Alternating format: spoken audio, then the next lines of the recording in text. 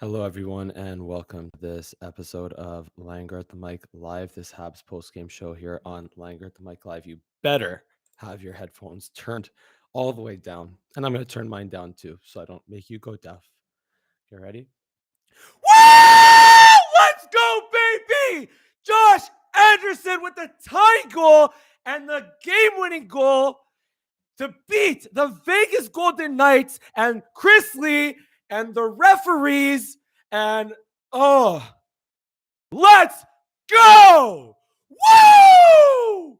Let's freaking go, man! Marc-Andre Fleury with channeling. Okay, I'll turn it down now. Okay, I'm toning down the yelling for now. But Marc-Andre Fleury channeling his inner World Junior 2003, 2002, whatever it was, World Junior self, channeling his game 5, I think, against Colorado, where he lets in a shot from the blue line. I mean, look, I've been saying that Marc-Andre Fleury, when he can give you games like this. He can steal you games like he did in game 1, but he could also give you games. And Josh Anderson, right place, right time to tie it up and to score the game winner off a tremendous play in the neutral zone by Kotkaniemi to Anderson, who knocked it down. Byron picks it up, 2-on-0. Byron fakes out Marc-Andre Fleury, passes it to Josh Anderson, and the game winner. And honestly, I forgot about the biggest headline of the day because of that hockey game. If the Canadiens, if Josh Anderson doesn't score that tying goal, it's like, well, Dominique Ducharme out with COVID. How much of an effect did that have on the hockey game? You know? And obviously, look, Dominique Ducharme behind that loss behind the bench, losing him behind the bench. We'll get to the comments in a little bit. But Dominique Ducharme, man, testing positive for COVID, even being double vaxxed, that doesn't mean that vaccines don't work. Because also we have to see how Ducharme responds. I mean, we can only hope that he'll be okay. Oof, I'm schwitzing like crazy here. We can only hope that Dominique Ducharme will be healthy, will be okay, and all that. And just give him our best wishes. And Luke Richardson. I honestly, coming into this game, I did not think that that Ducharme not being behind the bench, not to discredit his work in these playoffs as a rookie head coach. I just feel that the reason why the Habs made it this far is because of their veteran leadership, from Weber to Foley and Price and Stahl and Joel Edmondson. To me, it's the veteran leadership that has gotten the Habs this far, a little bit more so than Dominique Ducharme. So I had full confidence in the Habs' ability to win this game, but it didn't look like it. It did not look like it at first because, like, the Habs just they were out. Like I originally said they were not dominated because it didn't look like they got dominated. Maybe I was a little bit like just maybe being a little nice to them, but man, first period outshot 17-3. Second period outshot 13-5. And once again, because of this fine gentleman right over here, like y'all are saying in the comment section, this fine gentleman right, I'm going to move out of the way, right over there, 31, Carey Price, with some huge saves. The bad goal on Pietrangelo, sure, but Carey Price, first star of the game, did everything that he possibly could outside of that weak goal that he gave up to Pietrangelo. He did everything that he could to help the Canadiens stay in this game and ultimately win this game. And now to give the Canadiens a 2-1 series lead for the first time, or a lead in a conference final or a semifinal for the first time since 1993. That was a terrible wink. There you go. That was better. 1993. Man, we're going to keep going here, man. We got so much to talk about, so much to get into. So, like I said, the Habs just got dominated in the first period. Plain and simple. Plain and simple. They got absolutely, like, they were sloppy. Maybe just an emotional letdown from what they experienced with Dom Ducharme getting testing positive for COVID.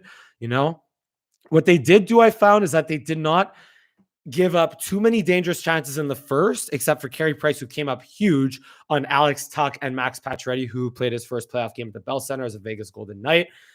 And also, let's talk about the hockey first before I get into the the topic that is just not fun to talk about. But anyway, let's talk about the hockey first. So yeah, tied 0-0 because of Carey Price. Their defense has been active all game. Pietrangelo, Shea Theodore, Alec Martinez. And that's what kind of the Habs just early on had no answer for how Vegas was controlling the neutral zone and just stifling the Habs forecheck. Like the Habs just couldn't get their forecheck going in the first period, plain and simple. Then in the second period, veteran Eric Stahl makes a rookie mistake, literally makes a perfect pass right to Nicolas Roy, who scores in his home province, of course. But the good news is that veteran Eric Stahl, with a rookie mistake, got bailed out by a sophomore and a rookie because Nick Suzuki, who played a monster hockey game at both ends of the rink, offensively and defensively. Let's talk about Suzuki first before we get to the fine young fellow that is Cole Caulfield. Nick Suzuki tonight had 4 shots on goal, 1 assist, 2 hits, and 4 blocked shots. He was a monster at both ends of the rink. That blocked shot led to him being able to make the play to Cole Caulfield, who read that play perfectly, streaking out for a breakaway pass, got it. And then just with a nice little goal scorers, flick, finesse with the body, with the hands. Fleury has no idea what he's going to do until the puck goes barred down right by him. That was a beauty by Cole Caulfield. Suzuki and Cole Caulfield were on the same page all night. Although I will have to mention, I don't know why. I mean, Cole Caulfield did not Perry was getting double shifted. We'll get to all the stuff in a bit. But Perry was double shifted in overtime over Cole Caulfield, which I do not quite agree with. Maybe Luke Richardson, being a interim head coach, didn't want to get burned by playing rookies. But anyway, won't get too much into that. So it's 1-1, and the Vegas Golden Knights continue to dominate the period, honestly. Price had to make a huge save on Alex Tuch after one of the many missed calls, which we'll get into in a little bit. And then the Habs did an outstanding job peeling off that penalty that Kotkaniemi took after Braden McNabb, a dirty cross-check on Lehkonen and a dirty hit on Lehkonen, and the freaking chitsy little, stick play by Kotkaniemi gets called. And and then the Habs PK was fantastic once again tonight. Vegas Golden Knights did not score a power play goal yet again. They were, to be exact, 0 for 4 on the power play. Vegas was. The Habs have killed now 25 power plays straight. But at least, look, the Habs got a power play early on the third, didn't do much with it. But then Pietrangelo, Pacioretty, and Stone combined for a very uncharacteristic goal on Carey Price. Just plain and simple, that's a bad goal that Carey Price gave up on Pietrangelo. Just no other way to describe it. Just a bad goal, which we haven't seen. That was maybe the third bad goal that Price has given up in 7, 11, 3, 14 playoff games thus far. Only the third one. The 2 Logan Stanley ones weren't great, and now this one. And then, just under the blocker, no traffic in front. But you know what? Carey Price came back with a monster save again on Alex Tuch with a great pass. I think it was, I forget who fed him the pass. It must have been, I guess, Pacioretty or Stone. Just backdoor. Price just got his left toe on the puck. Take away that backdoor pass. Tremendous job by Price. Huge save. And then the Habs they played well in the third period. The Habs outshot Vegas 13-10 in the third period. And they started turning it up. They started generating pressure, but not quite enough. I mean, there was a nice combination there with it was Toffoli.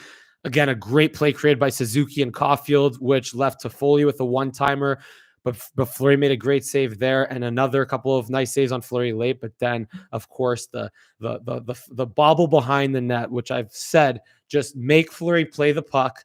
When Fleury is bored where he's not very busy, he is not as superhuman as he is when he's facing 30 to 40 shots. And that's been Marc-Andre Fleury his entire career.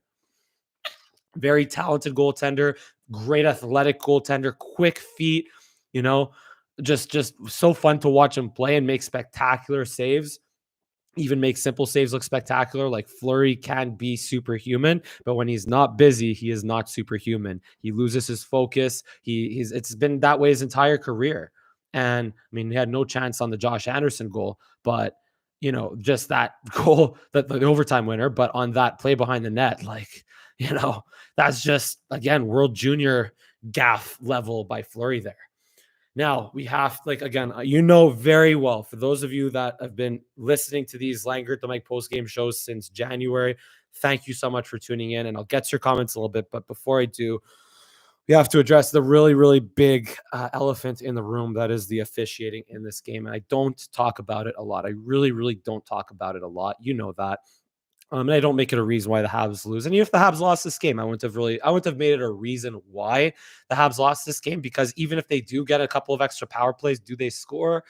It's not a guarantee. They've been good on the power play of late, with the power play goal in game 1, power play goals in, I believe, the Winnipeg game 3 and game 4. But regardless, it's not a guarantee that the Habs will score on the power play. But I will say this, though.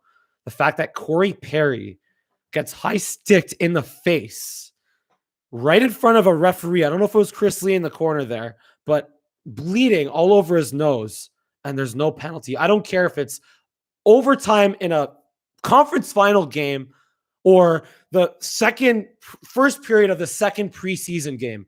You freaking call that. You have to call that.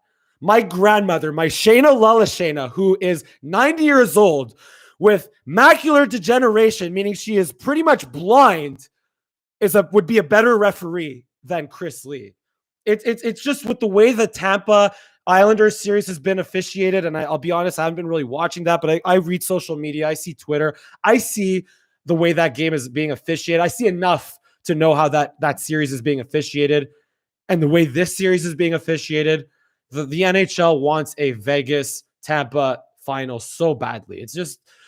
It's obvious. It's putridly obvious. I just might have made up that term there, but I don't care. It is obvious. And it is just, it's sad. It's really just unfortunate. Maybe it's just because they're trying to make up from the lost revenue in a COVID season. Maybe, as I speculated on Twitter at Mike Langer. But yeah, let's go through the list here.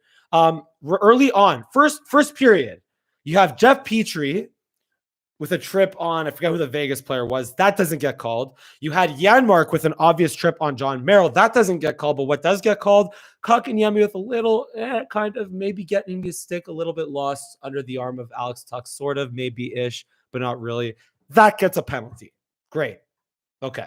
At least the Habs got another power play. So if you're keeping the score in terms of makeup calls, it was relatively even early on. But if I go through my notes here, Armia actually makes an effort to not hit Brayden McNabb from behind. Actually makes an effort. Still fishes his hit, goes shoulder to shoulder. McNabb fell a little bit awkwardly, called for hit from behind. At the time, I was like, terrible call. That can't be called.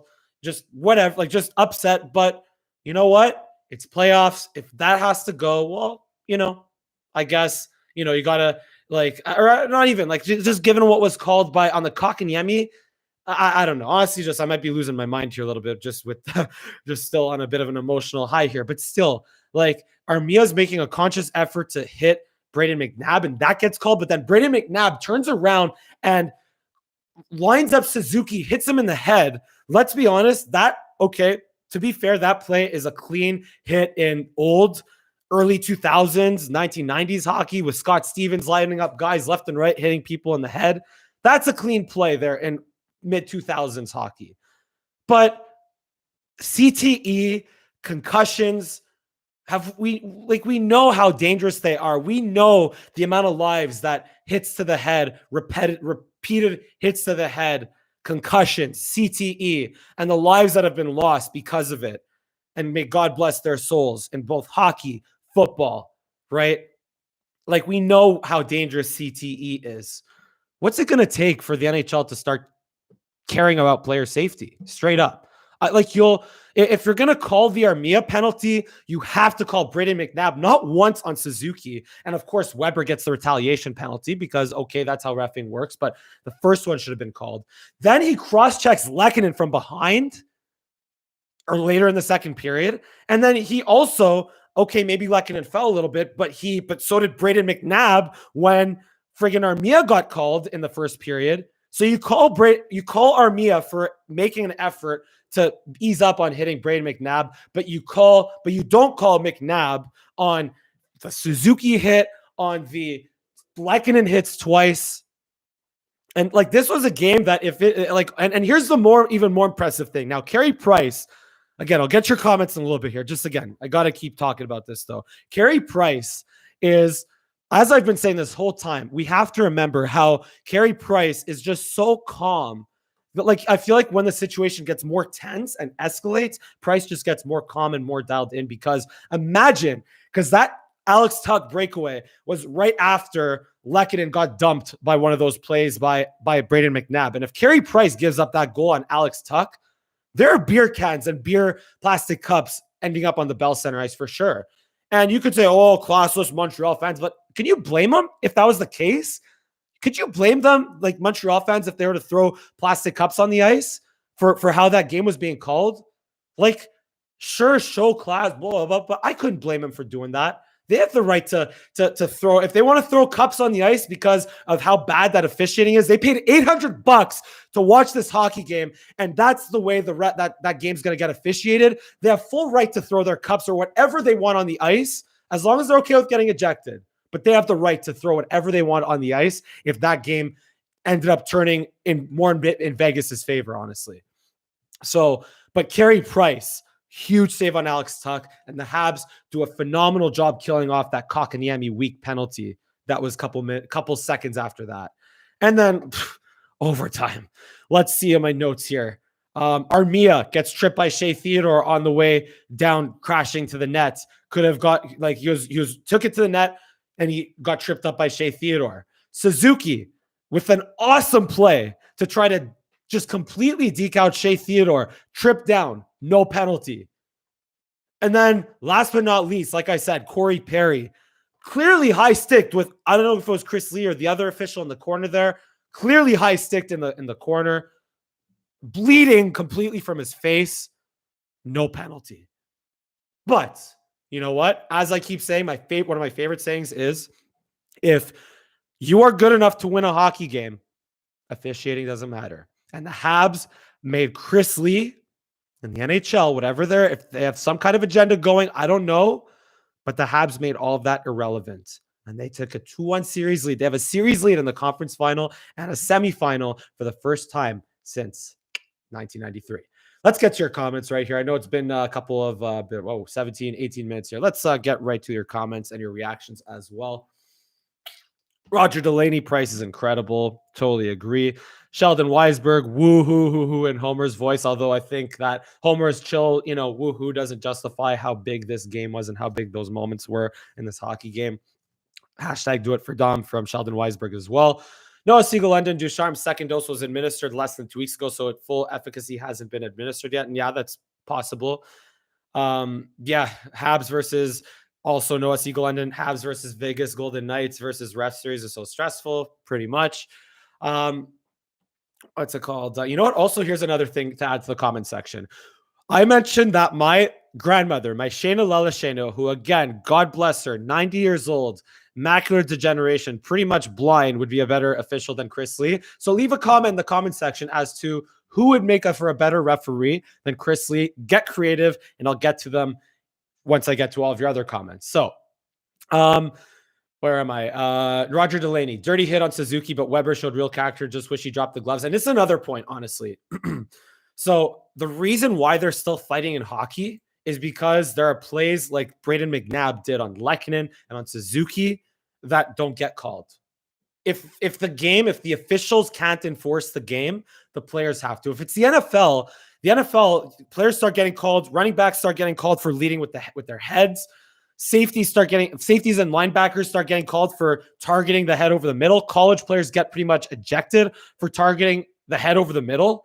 So in the NFL and football, where on every single play, 11 players try to beat the crap out of 11 other players on every single play, like 120 times a game, they care more about, you can say they don't do the best of efforts to care about player safety, but they sure as heck do a better job than the NHL does. I can guarantee you that. And that's why, again, fighting isn't hockey, unfortunately. It's a sad reality. But until the NHL and all minor hockey, amateur, professional, or minor professional league hockey takes these dirty plays more seriously, fighting will have to be in the game. And that's the sad truth. There's a brother Langer here. Anderson tries his speedy rushes, no goals, changing up the game plan, 2 goals. I love Anderson's effort, but accommodating for doesn't work is a must. For what doesn't work, I don't know if that's a typo there, but either way, look, Josh Anderson with the 1 goal all playoffs so far, with the all, like, sometimes all you need is a little stupid break like that gift from Marc-Andre Fleury to get you going. And surely enough, Josh Anderson, right place, right time to bury that game winner. And yeah, just 2 goals. Second star of the game, or I guess, I don't know why they put, I think it was the 3rd star of the game over Pietrangelo at the Bell Center. That's really weird, but at least as long as they got it right with Carey Price as the 1st star, that's all that matters. But yeah, Josh Anderson, 4 shots, 5 hits, 2 goals, +2. And also, I want to take a moment to give some love to the Habs defenseman here. Shea Weber. I don't know if I gave enough love to them after game 2. Shea Weber, Jeff Petrie, Ben Sherratt, Joel Edmondson, even Eric Gustafson, and John Merrill, who I think played a lot better tonight, deserve a lot of love. If you want to read their minutes, Edmondson, 27 minutes, was a -2, but you want to look at how physical they were. 5 hits by Joel Edmondson, 1 blocked shot. You had Jeff Petrie with the red-eye Jeff Petrie, 30 minutes, 5 blocked shots, 1 shot on net. I mean, you can't blame him with the thumb injury. Shea Weber, 31 minutes, 1 blocked shot, 2 hits. Get ready for this one. Paul Byron, I'm saying Paul Byron here because he had 9 hits. 5'8" Paul Byron had 9 hits. And where's Ben Sherratt over here? 3 hits, 2 blocked shots, 31 minutes of ice time. And then Phillip Danault, of course, just Phillip Danault, his work that he has done as a shutdown center in these playoffs, phenomenal once again. I'll get to his faceoffs a little bit, but he was money in the faceoff circle tonight. I know that for a fact. I'll maybe confirm the stats a little bit later, but Phillip Danault is unreal.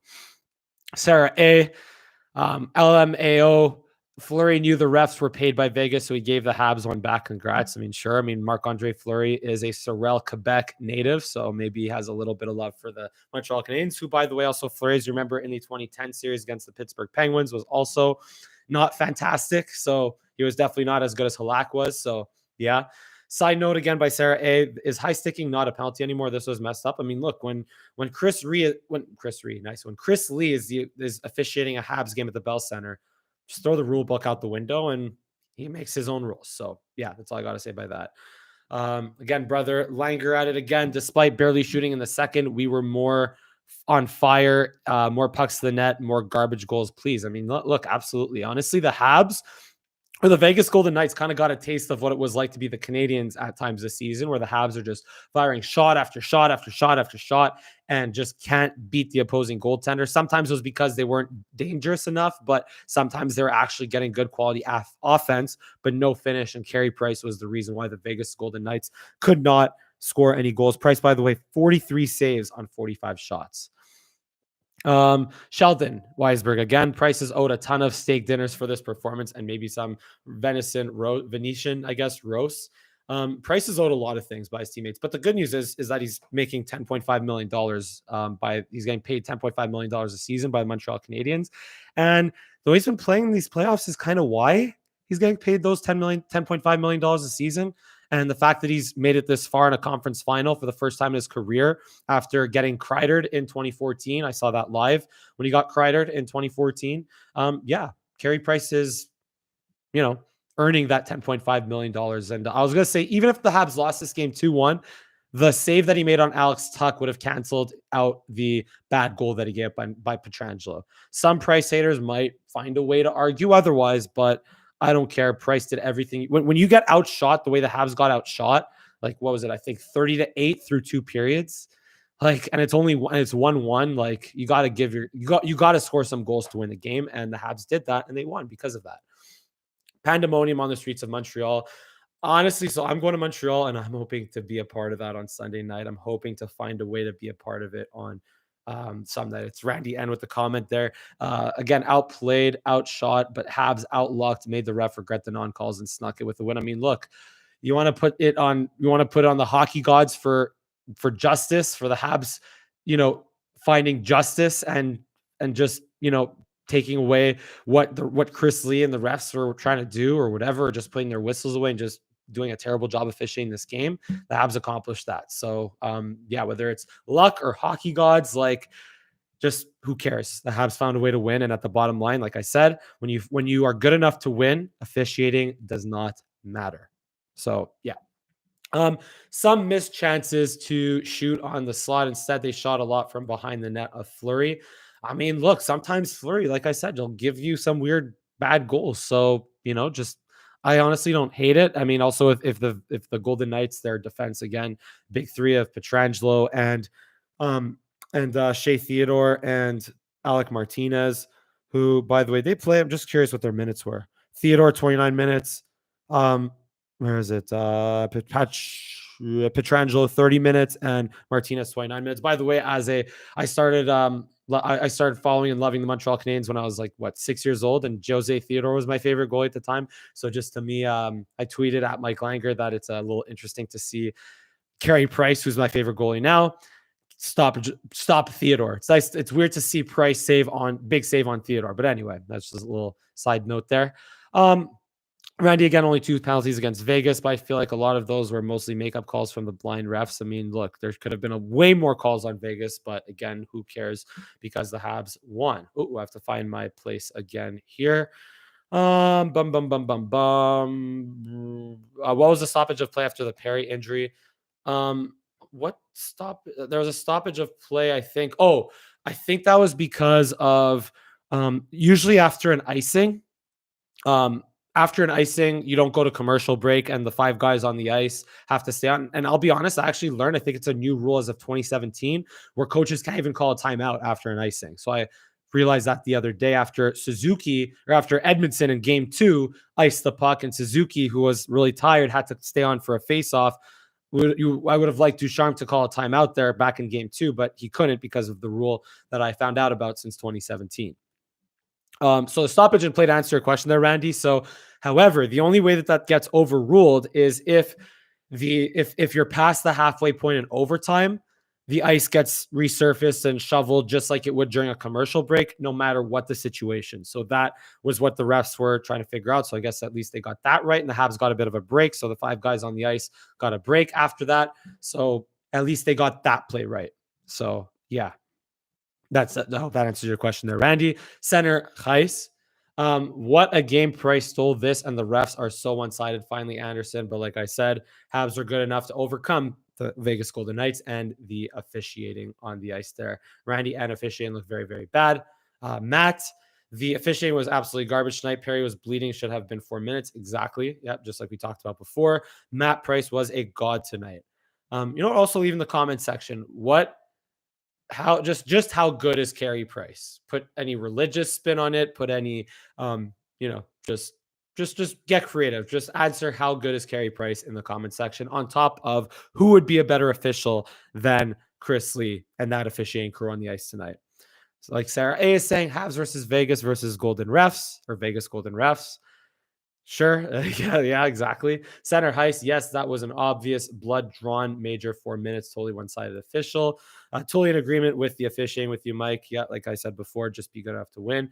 Randy and Paulo de Souza, my former teammate from varsity high school back in the day, who apparently looks like Max Pacioretty, who was on the show last, before or after the Jets series.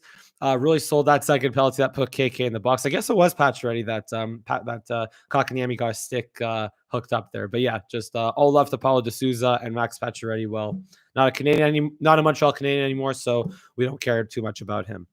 And also, I love the boos from the crowd. I also love the crowd cheering on Marc-Andre Fleury every time he came out to play the puck or made a save. That was easy. So yeah, love that, and hope the Bell Center faithful continues to rattle Marc-Andre Fleury in Game 4.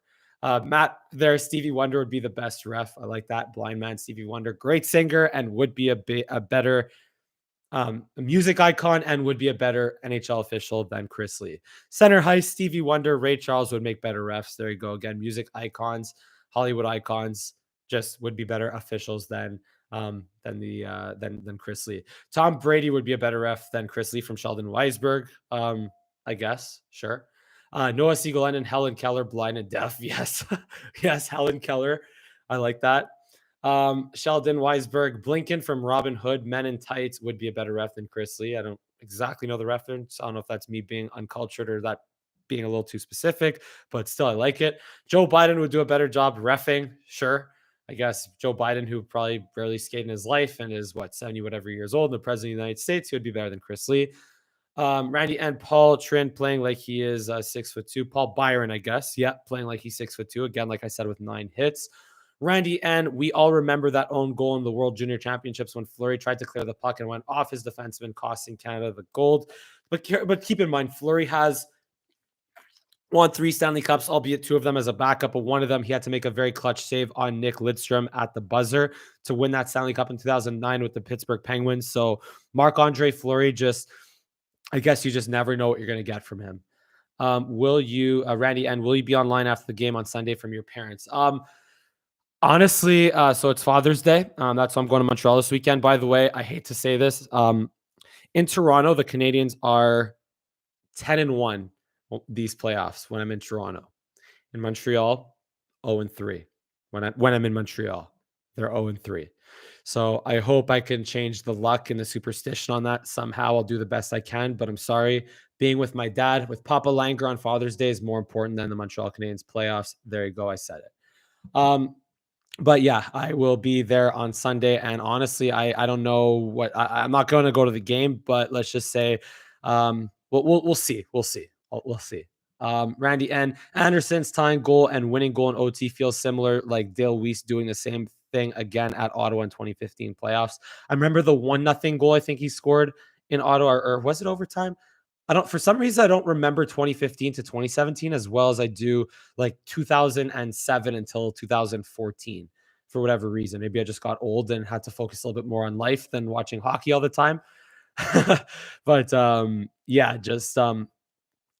so I just, Dale Weiss definitely scored some big goals in 2015. Also 2014, that big overtime winner. Also, I was at the game in game 3 against Boston where Dale Weiss scored the 3-0 goal to go 5-hole on Tuukka Rask on a breakaway. I was there as well. Matt, it was so clean. Oops, let me lost the spot there. Yeah, Matt, it was to clean up the blood. To the whistle again. I don't think it was to clean up the blood. It was because of, like I said, they had to resurface the ice at the halfway point of past the halfway point of the overtime period. Sheldon, not sure if the coaching change had anything to do with such a terrible start or if you addressed it at the start of the video. Thoughts? Like I said, I think it's a bit of an emotional letdown. At the end of the day, hashtag, win for Dom, win for Ducharme. But at the end of the day, just those thinking about what tweet I'm gonna say before calling it a night there. It might have had a bit of a factor, but you know what? Once the Habs got settled in, you could tell that even with the bad goal they gave up that Price gave up in the third period, the Habs played much better in the third period and much better in overtime. Unlike the Toronto series, where in overtime they were dominated in Game 6. And in Winnipeg in overtime, the Habs got the early goal in Game 5 against the Leafs, but in Game 4 against the Jets, the Jets just, like, their defense was terrible all series, so the Habs just took it to them early until they finally solved Connor Hellebuck. Carey Price is so good from Sheldon Weisberg. Chuck Norris feels powerless. I like that. That's a good one there, Sheldon. Randy and most forwards on the Knights haven't been able to get to Price, but still Pietrangelo is dangerous. I mean, yeah, look, Nicolas Roy and Matthias Janmark are the only 2 Vegas forwards to score goals on the Montreal Canadiens in this series thus far. It's been Pietrangelo, it's been Nick Holden, it's been Alec Martinez, and that's it. Carey Price is so good. Patrick Roy's ego can't help but shrink. I like that. Although Carey Price does have to win a Stanley Cup before it can have an effect on Patrick Roy's ego. Randy and the Old Forum Ghost must have paid a steep price for tickets to the Bell Center tonight. I mean, yeah, everyone that went to the Bell Center tonight definitely got their money's worth, including Cousin Langer, who is Lang_2727 on Twitter. He went to the game tonight with a bunch of other awesome Habs fans from Habs Twitter. And honestly, so funny story. I want to give him I want to give Cousin Langer a shout out here because halfway through the second period, right after the Nicolas Roy goal, when the Bell Center was obviously just quiet from the Habs being dominated for the first, 30, 40 minutes, whatever it was.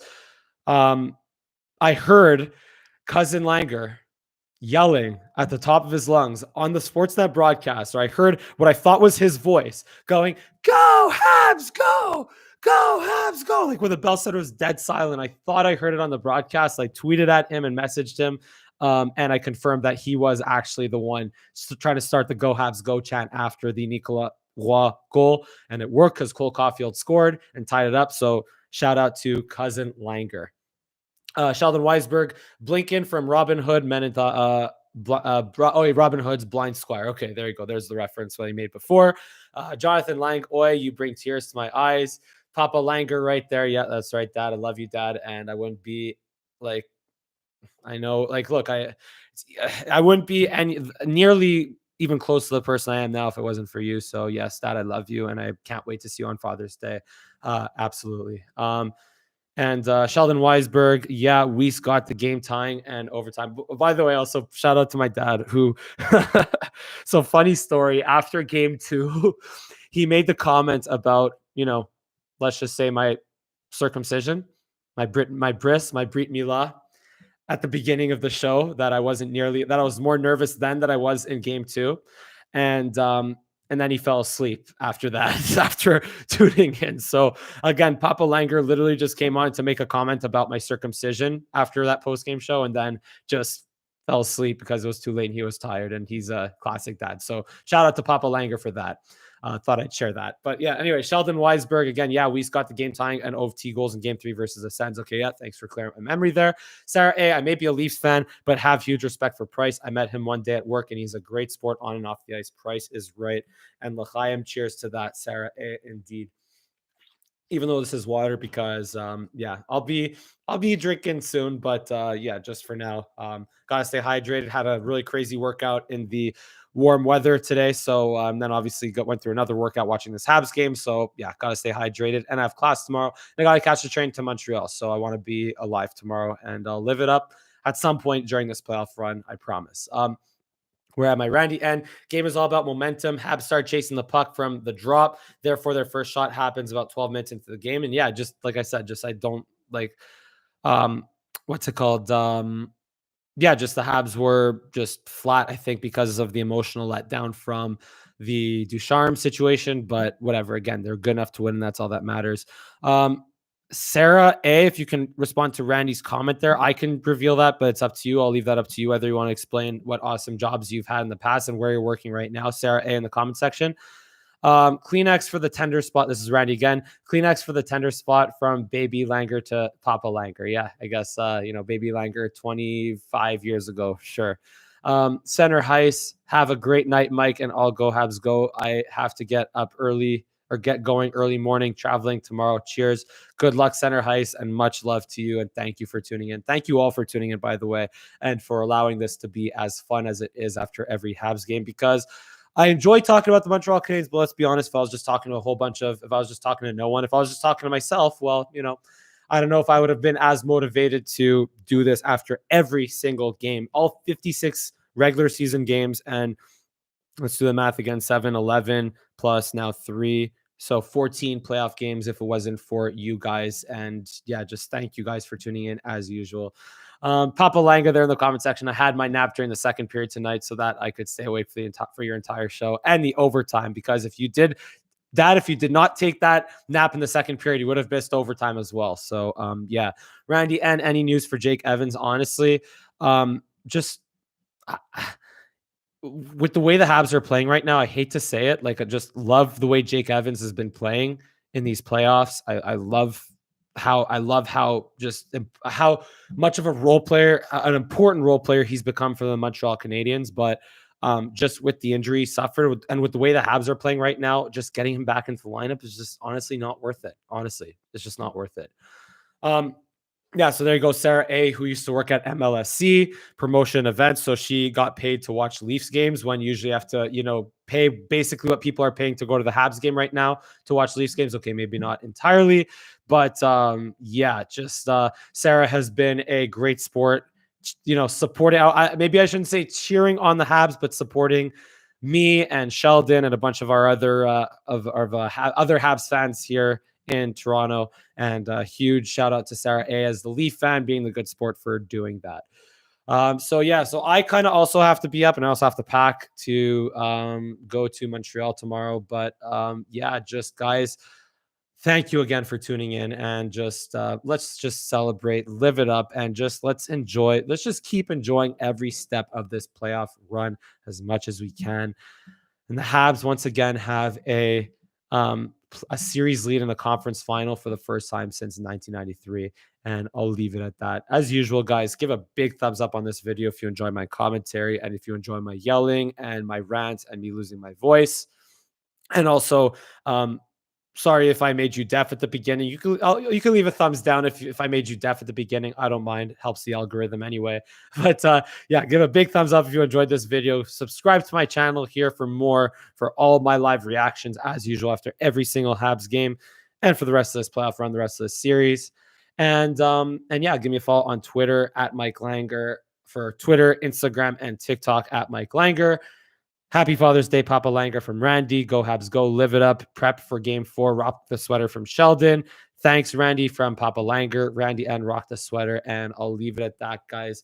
Go Habs, go. Thank you for tuning in. Have an awesome night. I look forward to seeing you again next time after game 4 on Sunday night. Go Habs, go.